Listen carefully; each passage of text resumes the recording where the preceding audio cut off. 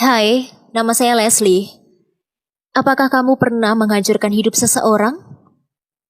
Baru-baru ini aku melakukan hal yang mengerikan. Dan inilah yang terjadi.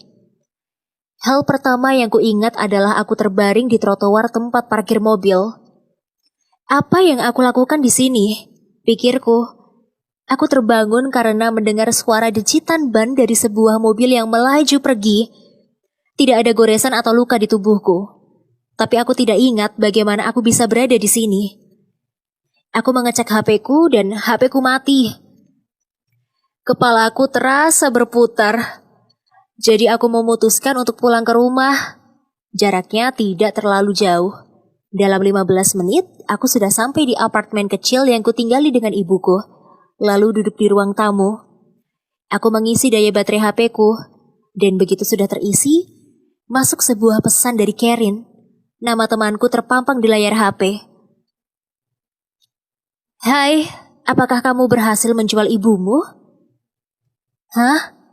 Apa yang dia bicarakan? Aku melihat pesan terakhir pada HP-ku ke nomor yang tidak dikenal. Aku akan menemuimu di bar uang dalam setengah jam.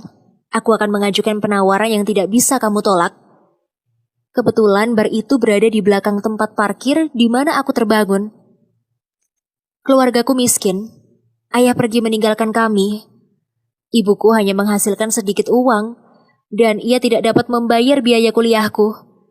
Aku terjebak dengannya dan aku menginginkan kehidupan yang berbeda. Kupikir ibu wajib memberikan kehidupan ini kepadaku.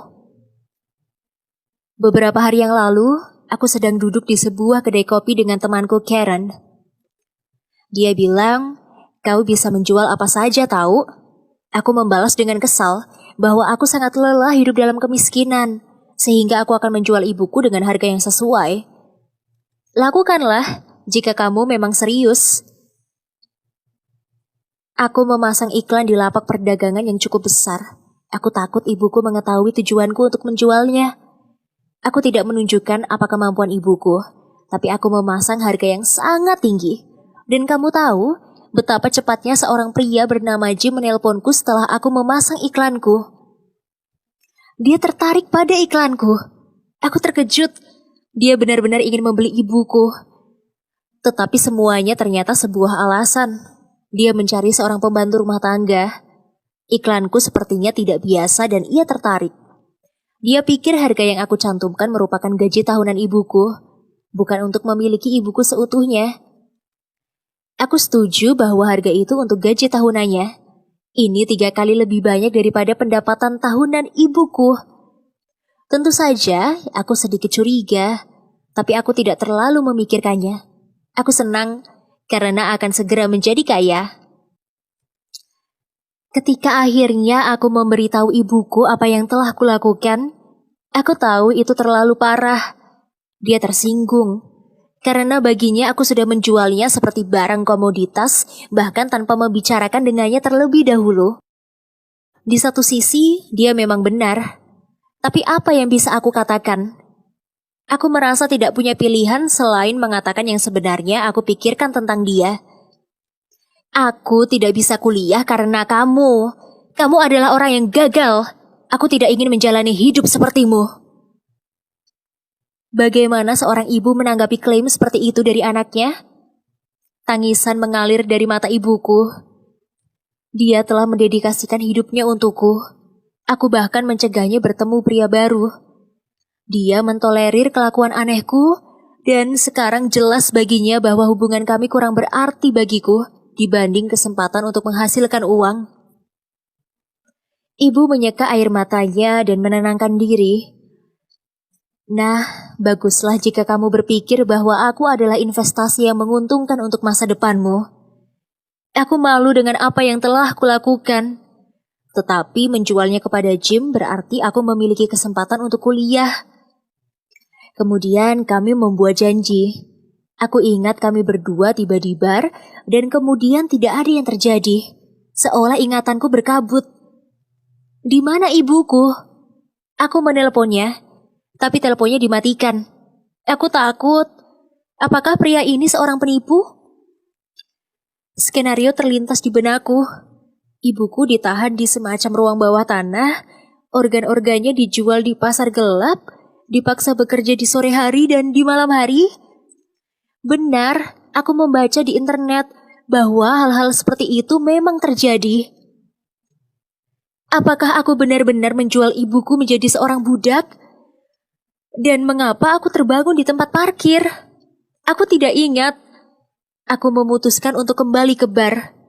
Di dalam, semua yang ada di bar membuatku bergetar, penuh antisipasi. Aku memohon bartender untuk menunjukkan kepadaku rekaman kamera dari malam itu. Kamera menunjukkan ibu dan aku sedang duduk di sisi meja. Sementara ada seorang pria duduk di sisi lainnya. Aku melihat rekaman itu dan tidak dapat mengingat apa yang kami bicarakan. Dan lelaki itu sepertinya dengan sengaja duduk pada sudut di mana kamera tidak bisa merekam wajahnya. Itu adalah tindakan penjahat yang berpengalaman. Dia terlihat menguasainya, kan? Bartender mengatakan bahwa dia mengingatnya. Ibuku pergi dengan pria ini. Video itu membuatku semakin takut. Aku menelpon polisi. Polisi datang. Mereka mengatakan bahwa video ini tidak membuktikan apapun, dan aku baru bisa memulai pencarian orang hilang setelah 1 hari penuh lewat. Aku marah ketika mereka mengatakan hal ini kepadaku. Beberapa kali aku melihat foto orang hilang tergantung selama beberapa bulan. Tapi apa yang bisa aku katakan kepada polisi? Aku pulang ke rumah.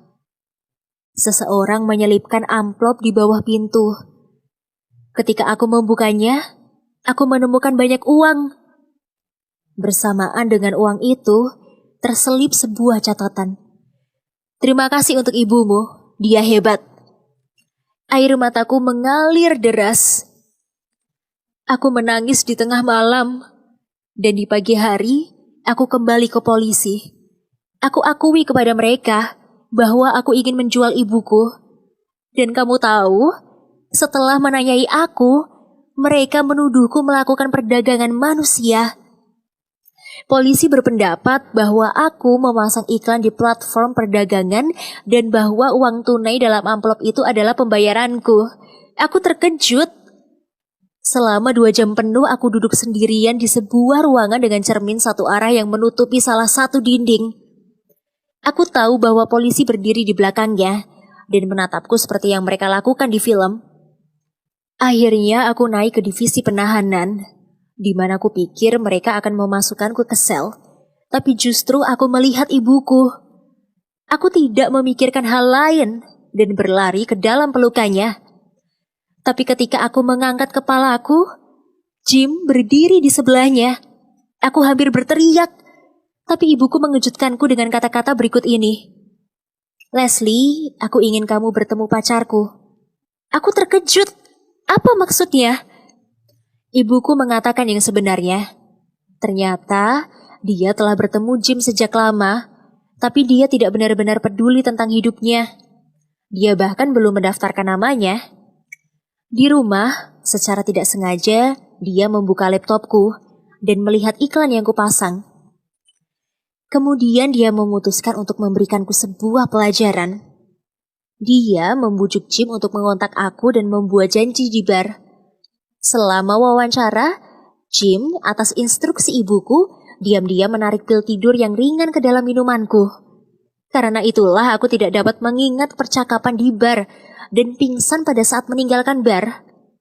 Kata-kata terakhirnya kepadaku adalah, uang yang kamu inginkan dalam amplop itu kukumpulkan selama 1,5 tahun terakhir untukmu.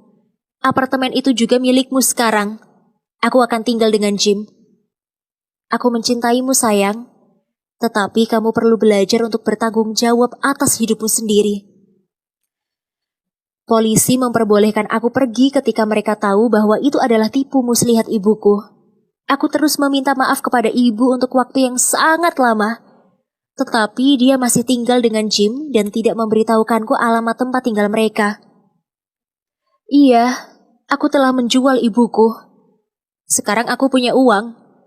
Tapi hal yang paling membuatku khawatir adalah ibuku bisa memaafkanku. Aku sangat menginginkan dia kembali ke hidupku. Tolong aku. Sukai video ini dan bagikan dengan teman-temanmu ya. Mungkin ibuku akan melihat cerita ini dan menghubungiku.